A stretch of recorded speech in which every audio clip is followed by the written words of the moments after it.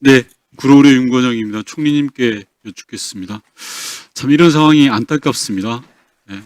오늘 많은 의원님이 국무회의 개엄의 조건에 대해서 여쭙는데요. 총리께서는 현안 질의에서 국무회의라고 볼 수 없다고 답변하셨습니다. 맞으시죠? 네, 그렇습니다. 뒤에 앉아 계신 행안부 권한대행님, 앉은 자리에서 답변하시면 됩니다. 마찬가지로 상임위에서 국무회의로 볼 수 없다고 답변하셨습니다. 맞습니까? 예, 그런데 대통령과 이상민 전 행안부 장관 그리고 대통령 비서실은 국무회의라고 지금도 주장하고 있습니다. PPT를 한번 봐주시면요. 아직도 행안부 홈페이지에는 52에 국무회의라고 나와 있습니다. 간단하게 말씀드릴게요. 다른 생각과 의도가 없다면 이런 건 없애야 되지 않겠습니까? 총리님 어떻습니까? 네, 제가 국무회의 그 자체를 관장을 하고 있는 부서는 네. 아니기 때문에. 좋습니다. 행안부 장관 권한대행님 이런 거 바로 조치해야 되는 거 아닌가요? 제52의 국무회의가 버젓이 행안부 홈페이지에 남아 있으면 되겠습니까? 내용은 없는 상태. 네, 조치해 주시기 바랍니다. 총리께 여쭙겠습니다. 오늘 피해자 윤석열 씨가 체포영장 집행 당하기 전에 메시지를 냈습니다. 주요 내용을 제가 말씀드리면 이 나라의 법이 모두 무너졌다. 불법이 자행되고 있고 무효인 영장에 의해서 강압적으로 진행되고 있다. 한마디로 말해서 체포영장이 불법이고 무효라는 겁니다. 총리님 생각 어떻습니까? 저는 모든 국민은 헌법과 법률에 따라야 된다고 생각하고요. 대통령님께서도 자신의 결정에 대해서 법적, 정치적 책임을 지겠다고 말씀하신 바 있다고 생각합니다. 맞습니다. 피의자 윤석열 씨도 자신의 말을 책임을 져야 됩니다. 그래야 오늘 같은 불상사가 안 생기는 겁니다. 시간 멈춰주시고 이진화 본부장님 나와주시기 바랍니다.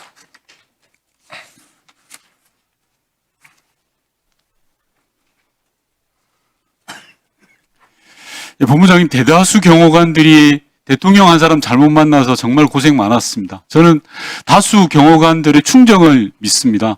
그리고 오늘 불상사 없이 일이 진행되었던 것은 경호관들의 합리적 선택이었다고 생각합니다.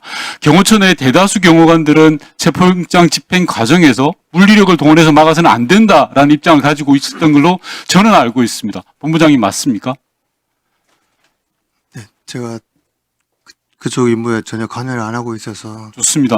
박종준 전 경호처장이 국수본 출석 당시에 윤석열 씨가 가지 않았으면 좋겠다. 출석을 사실상 막았다라는 제보를 받았습니다. 어떻습니까? 알고 계십니까?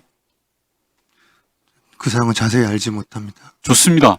13일 날 저녁에 윤곽근 변호사가 경호관 70명을 모아서 한남동 관저에서 일장 연설을 했습니다. 법적 권한도 없는 사실상의 불법 지시라고 생각합니다. 본부장님 어떻게 생각하십니까?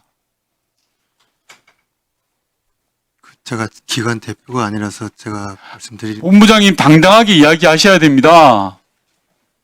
제가 대표 자격이 좋습니다. 그러면 본부장이 알만한 걸 제가 하나 물어보겠습니다. 본부장님 경호처에서 계속 근무하셨죠? 그죠? 네, 28년 했습니다. 좋습니다. 그동안에 수많은 경호처의 일부 지도부의 과도한 일탈 행위에 대해서 제보가 많이 왔습니다. 이게 진짜냐 하는 의구심이 들 정도의 사안도 많았습니다. 그중에 하나만 제가 확인을 하겠습니다. 2023년 12월 18일 경호처 창립 기념일 맞죠? 12월 17일. 예. 2023년 12월 18일 어간에 경호처 창립 기념일을 했는데 윤석열 대통령 생일과 비슷하다라고 해서 생일 파티로 둔갑시켰다라는 제보를 받았습니다. 경호 관련 유관기관을 모두 동원해서 소위 윤석열 삼행시 선발대회, 생일 축하 노가바, 경호처 합창 등이 있었고 해당 동영상도 있다고 본회의원 확인했습니다. 맞습니까? 아닙니까? 장소까지 설명해 줘야 알겠습니까? 창설 기념일 행사를 했던 걸로 기억합니다. 그 자리에서 대통령 생일 잔치에 있었습니까? 없었습니까? 윤석열 삼행시 선발대회, 생일 축하 노가바. 대구적인 사항은 제가 기억이 하기가 쉽습니다. 아니 본부장님 29년 동안 몸담았던 경호처에 대해서 자신 있게 이야기하셔야 됩니다. 해당 영상도 지금 경호처가 소유하고 있다고 확인했습니다. 제보를 받았습니다. 어떻게 이런 일이 있습니까? 일부 경호처의 과잉 충성자, 권력에 줄을 대려고 하는 자들에 의해서 경호처가 이렇게 망가져서 되겠습니까? 선량한 경호관들이 피해를 입는 겁니다. 들어가 주시고요. 소방청장 나와 주시기 바랍니다.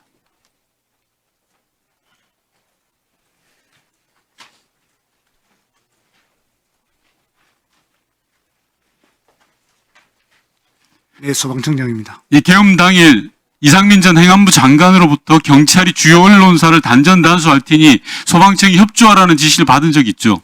제가 조금 설명드리면요. 있는지 없는지만 말씀하십시오. 상임위에서 충분히 다뤘습니다. 단전, 다른 질의를 하려고 합니다. 단전 단수를 경찰이 할 테니 소방청이 협조해라 라는 취지의 전화를 받은 적 있습니까? 없습니까? 단전 단수에 대한 협조 요청을 받은 게 있는가 소방청은 이렇게 질의를 했었고요. 제가 그런 적 없다라고 답변을 드렸습니다. 그렇게 하니까 그 장관님께서 언론기관 5곳입니다. 네, JTBC 들어가죠. JTBC 들어갑니다. 자, 다시 이야기하겠습니다. 한겨레, 경향, MBC, 뉴스공장, JTBC에 대한 단전 단수 조치를 경찰이 취할 테니 소방청은 협조하라라는 전화를 받았습니까? 안 받았습니까? 거기에 대해서는 경찰에서 협조 요청을 하면 그러니까요. 소방청에서- 같은 말을 왜 이렇게 자꾸 돌립니까? 소방청장님. 아니 그러니까 제가 제 인식을 정확하게 말씀드리겠습니다. 됐습니다. 들어가셔도 됩니다. 소방청장님 들어가셔도 되고요. 김봉식 서울청장 나와주시기 바랍니다. 시간 끊고.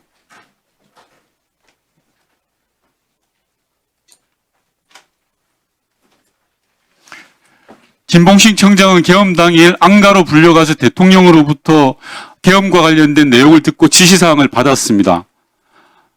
경찰이 주요 언론사 단전 단수와 관련해서 이상민 전 장관으로부터 지시를 받았습니까? 아니면 대통령으로부터 지시를 받았습니까? 예, 의원님 현재 재판이 진행 중이기 때문에 청장님, 상세한 말씀 못 드림을 서울경찰을 대표하는 청장입니다. 왜 그렇게 비겁하세요? 대통령 아니면 이상민 장관으로부터 분명히 지시를 받았잖아요. 받았습니까? 안 받았습니까? 그것만 이야기하세요, 그럼. 단전 단수는 처음 듣는 이야기입니다. 좋습니다. 그럼 그렇게 이야기하시면 네. 됩니다. 왜 재판 핑계를 댑니까? 안가에서 대통령으로부터 지시받은 내용을 이야기해 주시기 바랍니다. 앞서 말씀드린 바와 같이 수사 과정에서 상세히 말씀드렸습니다. 네. 청장으로 대통령으로부터 되지도 않은 불법 부당한 지시를 받았으면 저항해야 되는 게 상식이고 직업 공무원으로서의 자세 아닙니까? 그 부분에 대해서 죄송하게 생각합니다. 네, 수고하셨습니다. 임종